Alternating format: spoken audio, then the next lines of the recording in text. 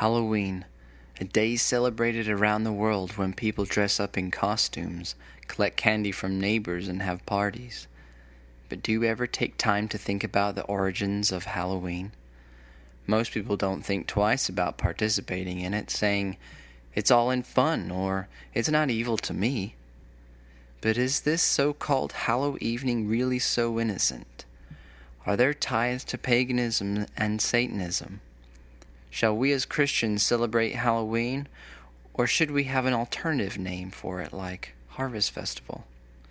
Before we get into those questions, let's take a closer look at the history of this night and how it all started. Samhain, or Halloween as it is called today, was celebrated on October 31st to November 2nd and started out as one of four major holy days to the Celtic Druids referred to as fire festivals by them. To the Celts, fire was a symbol of divinity, holiness, truth, and beauty. To the Druids, these events signified the beginning of the cold and dark half of the year. Their belief was on this night the veil between the living and the dead was dropped, and dead souls were wandering the earth creating havoc and causing mischief.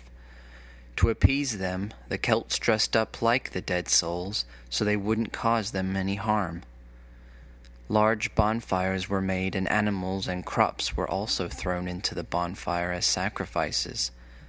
Communing with the dead and divination or fortune-telling was also a common practice during this time. Later on, Catholicism came in and changed the name of this pagan three-day holiday to Halloween or All Hallows Eve, All Saints' Day, and All Souls' Day. As Catholicism did with many other pagan traditions like Valentine's Day from Lupercalia, Easter from Eostre, and Christmas from Yule, they kept the symbols and pagan elements, and the purpose of this festival remained the same too, but just repackaged with Roman Catholic elements and names.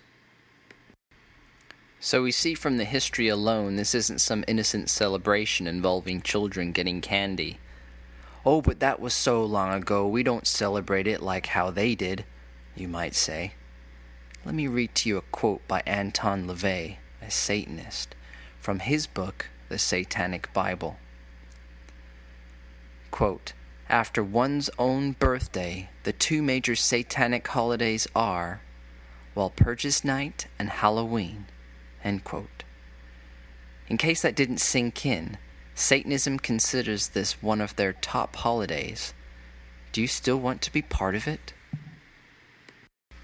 3 John 1:11 says, "Beloved, follow not that which is evil, but that which is good. He that doeth good is of God, but he that doeth evil hath not seen God." 2 Corinthians 6:14, "Be ye not unequally yoked together with unbelievers. For what fellowship hath righteousness with unrighteousness? And what communion hath light with darkness?" Halloween is filled with darkness, from symbols of death, ghosts, devils, and witches.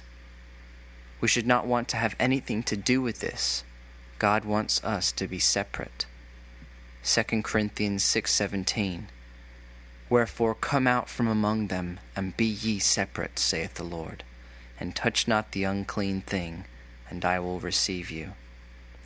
The Lord has warned us not to play around with these occultic ways. Deuteronomy 18:9-14, "When thou art come into the land which the Lord thy God giveth thee, thou shalt not learn to do after the abominations of those nations. There shall not be found among you any one that maketh his son or his daughter to pass through the fire, or that useth divination, or an observer of times, or an enchanter, or a witch, or a charmer, or a consulter with familiar spirits, or a wizard, or a necromancer. For all that do these things are an abomination unto the Lord, and because of these abominations the Lord thy God doth drive them out from before thee. Thou shalt be perfect with the Lord thy God. For these nations which thou shalt possess hearkened unto observer of times, and unto diviners.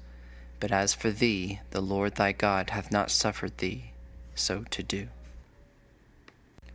Now, should we have an alternative for this day like harvest festivals?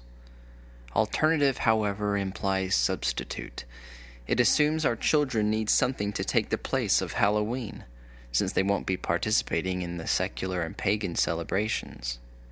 It suggests our children are missing out on something, which they are not. Rather, teach your children what 1 John 2:15 says, "Love not the world, neither the things that are in the world. If any man love the world, the love of the Father is not in him." Teach your children the truth about Halloween and its origins. You might think that you're doing some good by having your own alternative party, but why do you need a substitute at all, and especially on this specific night? By doing so, you are still keeping this satanic tradition alive, not transforming it. 1 Thessalonians 5:22, abstain from all appearance of evil. The world should see Christians as being completely against this satanic day. We should not celebrate this day and be against anything that resembles it. Changing the name of the day to Harvest Festival doesn't change what this day truly is and gives the wrong impression to others. Shall we try to Christianize other pagan days to fit in with the world? No. We should cast them away, as it is written in Romans 13:12.